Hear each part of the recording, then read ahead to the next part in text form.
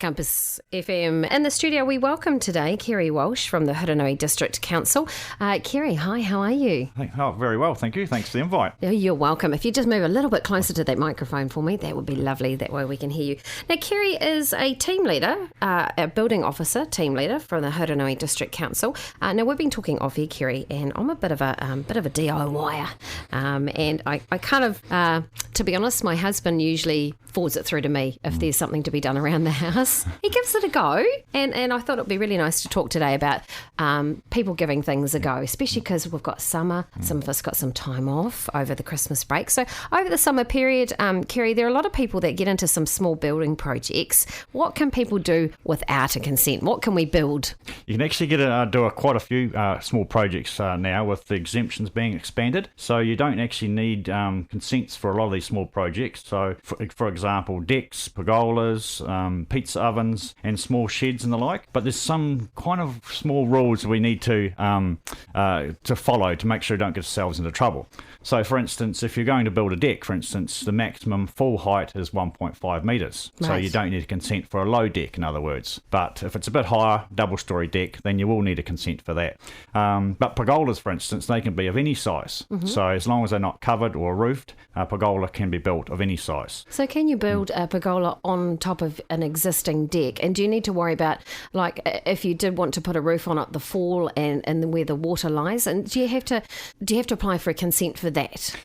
For the deck, you won't need a consent because it'll be under 1.5, and the pergola you won't over the deck. But as soon as you put a roof on it, that may need a consent depending on the size. So you can build a attached covered pergola up to 20 square metres without a consent, and a homeowner can do that, and they don't need any consent for that. But if they want to go bigger, they may need to involve an LBP or a structural engineer. So say for example, we were thinking of maybe putting a pergola on top of our deck, which is an existing deck, and the trick question is, where can we put it into? Do we need to put it into the bricks? Do we put it into the dwangs? And who could help with that process? Generally, well, you can design it yourself if you've got the skills. Otherwise, you need to go to a local LBP builder or a designer, and they'll design the best way to connect into the house, because that's kind of the critical area. Yeah. Because that can create leaks and structural problems, and so that needs to be done right. Okay. So you may need flashings, and you may need some bolts and proper fixings to support the weight. Yeah. So, but most people work it out for themselves. But otherwise, you can involve an expert to help you out. Otherwise, you can come along to the council, and they offer free help as well. So both Hurunui and Waimak have a duty building officer, so you can go in there and you can get all the free help you want about that sort of thing. That's great. And we've also, of course, got McAlpine's Mitre 10 Mega down the road here, and they've got some really cool online DIY stuff as well too. That's great stuff, Yeah, that's awesome.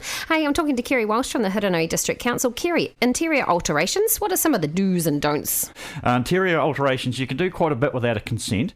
So you can take out a load-bearing wall, you can reshuffle a bathroom or a kitchen. So in other words, you can move the shower or move the basin and refurbish the kitchen without a consent. But you can't put in a tiled shower without a consent. They're a bit more complex. They need a consent. Because of the water issues. The waterproofing. Yeah. So it's a bit more high risk, and it can damage your house if it hasn't done right. But generally, your insert plastic style shower and a new basin, you can put that in without a consent, as long as you have one already. Yeah. But if you want to put in a new shower, that will need a consent. So if you're adding to the number of fixtures in your house, that'll need a consent. Well, that's a really good point. Recently, we had a sink leak everywhere, and I thought, and behind the jib and stuff like that, but thankfully it didn't.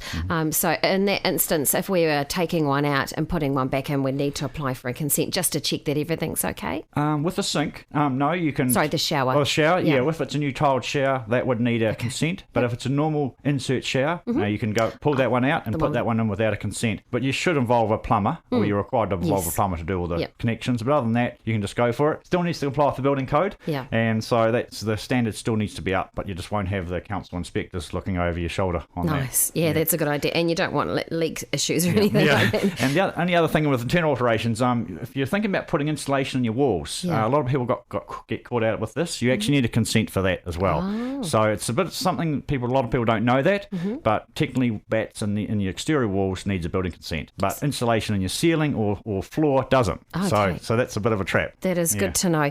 Now, Kerry, it's a really great time to get your consent in. Why is that? Generally, this time of the year, the inspections drop off just after Christmas. So that means councils have got more time to process consents, and the consent numbers are generally less in January. So it's a great time to get your consent if you're after a quick turnaround. Yep. And and our guys will get them out pretty quickly for you as long as we have all the information. So, obviously we need a lot of paperwork for a consent these days. So if your designer has everything in place, then we can get it out quickly. So I think that's one of the keys. Lovely. I think also the key thing would be to contact your local council, Waimaki, Hurunui or Christchurch, and find out what we need to supply the councils with in the way of information for the consent, I guess. Yeah, definitely. We're available all the time, during working hours at least, for that sort of advice. But you can also involve a designer. They'll help you out with getting the paperwork together. But yeah, it is a bit of a lot of paperwork councils require these days. So, but if you can get it all together, we can get it out quickly. I like the key word there, free help. I like that. Yeah. Not too much is free these days. Yeah, I know. Now, Kerry, by the way, how long does it take to get a consent? What time frame are we looking at here? Generally, both Waimak and Hurunui councils in North Canterbury, we get our consents out on average of between 9 and 11 days, working days. So that's fairly quick. But what often is experienced is it takes longer than that because we are waiting for information to come in. So that's kind of the frustrating part from everyone's point of view, because a customer lodges a consent on one day and then they get it the next, and that's longer than 9 to 11 days, and they wonder why. And it's often due to missing information. So that's why I sort of say it's important to get everything in for us to process, and then you should have a very quick turnaround on that consent. But often what is experienced is that additional waiting time. Yeah, so once again, just contact the council to find out what information that you need to hopefully that consent process goes a little bit quicker, so rather than backwards and forwards for yourselves. Yeah. Now, one very quick question before we finish up, because I could talk to you for ages about DIY, I really could. Now, Kerry, can we start building before we get a consent? Generally, that's a no, because we need to approve the work before you start work to make sure it's been designed correctly. But as I say, there is some degree of work you can do that doesn't need a consent. So you can do that portion of the work and apply for the consent for the other part that needs it. For instance, if you're renovating a bathroom which didn't involve new fixtures, you could start doing that. But if for the additional toilet, you need a consent. So you just have to wait for the consent for that part. Yeah. So, no, that makes perfect sense. And of course, as we mentioned before, you can build a deck depending on the height without a consent. You've got pergolas, pizza ovens, and some small sheds and covered outdoor areas. Now, unfortunately, we run out of time, but do you have a message for us? I'd just like to thank all the building community out there in North Canterbury, architects, designers, builders, drainlars and homeowners, just for putting in a good year this year. I think together we've all we build quality houses in North Canterbury, good, safe and safe houses for our community. So I'd just like to thank everyone out there for doing their bit. That's wonderful. Thank you so much. That's Kerry Walsh. We wish you and your family and colleagues a happy holiday season as well too, Kerry. We'll catch you in 2021. Great, thank you. That's awesome. That's Kerry from the Hurunui District Council and North Canterbury's Compass FM.